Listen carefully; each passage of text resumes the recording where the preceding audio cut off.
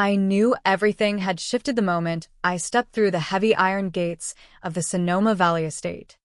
The late afternoon sun beat down on my shoulders, turning the gravel path into a shimmering haze. My suitcase wheels caught on a loose stone and stopped dead. I scanned the elegant welcome board near the entrance, hand-lettered pastel tags fluttering in the breeze for every guest except me. No room key. No welcome note. Nothing. My 19-year-old niece glanced up from her phone long enough to mutter, "That's weird," before diving back into her endless scroll. The weight of the flight from Chicago settled into my legs like lead. I dialed my mom. Straight to voicemail. Again. Then she appeared, my mother. Champagne flute in hand. Silk scarf catching the light like she had just stepped off a magazine spread. "Oh, honey. We had to give your room to Harlan. He flew in early to finalize the pitch materials for Alex's launch. You don't mind, right? It's only for a couple nights." She said it so casually, as if I had volunteered the space myself. Her eyes never quite met mine. I stood there in travel-wrinkled linen pants, nodding the way I had my whole life, understanding, accommodating, invisible. She gestured toward a folding chair tucked beside the buffet table outside the main hall. Not even a proper seat at the rehearsal dinner table.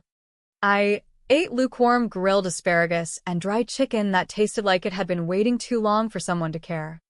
Conversations swirled around venture capital rounds, Series A valuations, and the upcoming IPO roadshow. No one asked where I was staying, because I wasn't. That night, I checked into a modest hostel 10 miles down the valley road. The shared bunk rooms smelled faintly of pine cleaner and had a cracked window overlooking railroad tracks. The mattress was thin, but the door locked. I sat cross-legged in the dim light, replaying the afternoon like a film I couldn't pause. Maid of honor in title only. No speech slot. No boutonniere. Just a placeholder in a family portrait I was slowly being edited out of. The next morning at rehearsal under the white rose arbor, Alex introduced Harlan to everyone as the visionary investor about to take their compliance fintech public. I watched from the sidelines. I was the one who had tutored Alex through macroeconomics in our sophomore year when he nearly dropped out. I was the one who built the first regulatory compliance matrix for his early prototype on late-night library computers. I had sketched the initial back-end architecture and helped him file the provisional patent application while he still mixed up front-end frameworks with database schemas. But sure, the room went to the man in the Italian loafers who could drop seven-figure checks. When the photographer called for family shots, I stepped behind the lighting reflector without being asked. No one noticed.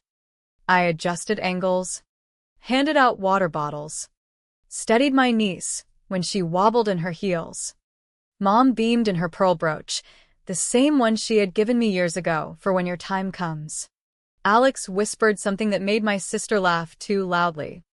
Harlan stood tall in the back, chin up for the drone camera. I slipped away before dessert.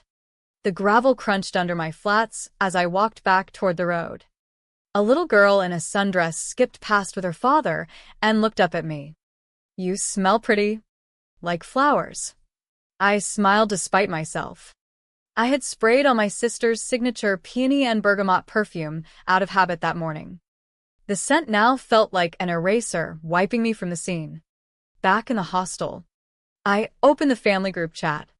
Dozens of messages flew by, brunch plans, floral mock-ups, links to Alex's latest interview. My own message from 3 weeks earlier. "Need anything for seating or travel?" Sat unanswered. A digital ghost. I left the chat quietly. No announcement. No explanation. Just removal. The wedding day unfolded like a perfectly staged production I was no longer part of. I hovered near the edges, fluffing bouquets, passing programs, holding reflectors when the photographer needed help. During the ceremony, I stood behind a cluster of guests, plastic cup in hand, clapping politely at the right moments. When the big group photos were called siblings only, immediate family, everyone who helped plan, I simply didn't step forward. I stayed behind the equipment rig and watched them arrange themselves into a picture-perfect tableau of curated happiness. No one called my name. No one turned to look. My mother dabbed at her eyes during the vows. Alex adjusted his cufflinks. Harlan lingered in the background like he belonged more than I did. I waited until the cake was wheeled out, then walked the long gravel drive back to the hostel before anyone noticed an empty chair. At the after-party, I lingered near the catering tents, listening to Harlan spin stories about rescuing founders from bad investments. My father laughed harder than I had heard in years. I didn't mention that Alex's original idea had come from a late-night conversation we had during his junior year internship. I had built the first compliance modeling dashboard pro bono, cleaned up his messy spreadsheets, and helped him understand data residency requirements so early-stage investors wouldn't run screaming at audit time. Instead, I sipped seltzer and moved aside when the videographer needed a clearer shot of the cake. That night in the bunk, the ceiling fan spun lazily above me while distant trains rumbled past. I opened the wedding gallery they had started uploading. Perfect drone shots of the vineyard, champagne towers, my sister glowing. I searched for myself. An elbow here, the hem of my dress there, like I had been softly erased in real time. The breaking point wasn't dramatic. It came the next morning at the valet stand. Alex walked right past me, eyes fixed on Harlan's luggage. My sister waved from across the patio. "Love you," without asking where I had slept for 3 nights or offering to swap rooms in the house their family trust had helped pay for. The same trust one had quietly managed for years.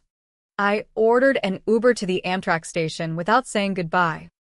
As the hills blurred past the train window, a cold clarity settled in. I had overstayed my usefulness in a family that valued what I could do more than who I was. I cleared the group chat messages one by one, deleted photos, left every thread. In December, I had set up a family trust advisory dashboard, pro bono again, cleaning up tax deferrals, helping my sister understand inheritance options. I removed myself as owner. No announcement. Just quiet withdrawal. Somewhere past Palm Springs, I opened my laptop and started fresh. I registered a new LLC in Arizona, Third Horizon Compliance. Paid the fees. Drafted basic operating documents. The symbolism felt right. Never in the spotlight. Always essential. Steady and unseen. Weeks later, the first email arrived. Clean subject line. Multiple CCs. Quick compliance review. Pre-launch backend. Alex had added me like muscle memory. I skimmed the deck. Confident language. Overconfident architecture. I spotted the missing consent layers, the unverified hosting certifications, the familiar structural choices that echoed the early drafts I had helped sketch years ago. I replied with 2 neutral paragraphs. Flagged data residency concerns. Suggested verifying vendor compliance certifications. Professional. Precise. No accusations. No, I told you so. No reply came. The thread went cold. I didn't follow up. I moved on with my own contracts, my own clients. But old instincts lingered. I quietly reviewed their public developer documentation. The permission model, the authentication scaffolding, it carried the fingerprints of the provisional framework we had built together in college. The redundant fallback hook on what would have been line 148. The odd hash salt Alex had insisted on because it sounded secure. I checked the old provisional patent filing. Still active. Never abandoned. I quietly renewed it through Third Horizon, backed by original timestamps and student email chains. Nothing fraudulent. Just forgotten by everyone except me. Their app launched anyway. Press releases trumpeted disruption. User growth metrics climbed. I watched from afar. Then one Tuesday, the permission model expired at midnight as designed. Vendor integration failed. Licensing token invalid. The app slammed into a full stop, red banner errors. Session lockouts. Data queries returning empty. I imagine the panic. Calls. Slack messages. Engineers scrambling. Harlan's voice cracking on a voicemail. We need this fixed fast. Users are locked out. Can you help?